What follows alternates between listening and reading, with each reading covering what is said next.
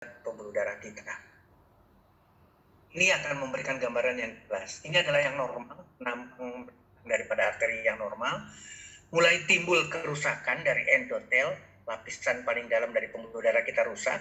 Ketika terjadi kerusakan, di sini mulai sibuk semua. Trombosit sibuk, kolesterol juga akan membantu untuk nempel, sampai akhirnya terjadi penimbunan lemak yang berlebihan. Sampai terjadi ujung-ujungnya adalah tersumbat secara total.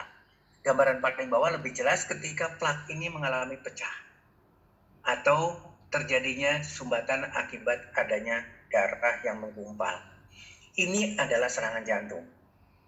Sekali lagi, perjalanannya panjang, tidak ada gejala, tapi ketika terjadi serangan jantung, fatal.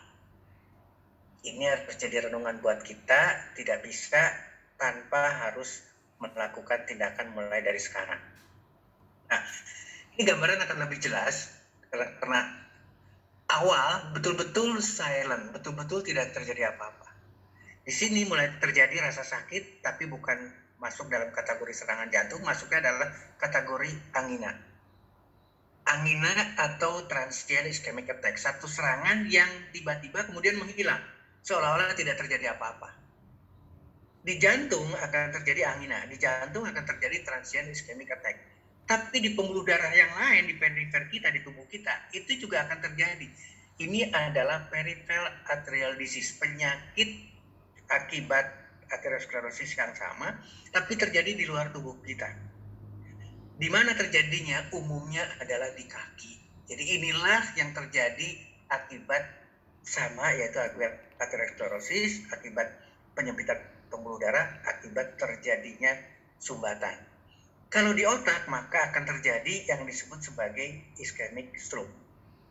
Boleh saya cerita, hari Sabtu saya kehilangan kakak ipar saya karena mengalami ischemic stroke. Awalnya tidak terjadi bleeding, awalnya hanya terjadi ischemic stroke atau sumbatan, tapi kemudian pada akhirnya terjadi perdarahan. Kalau di jantung terjadilah myocard infarct. Ini yang tadi gambarannya.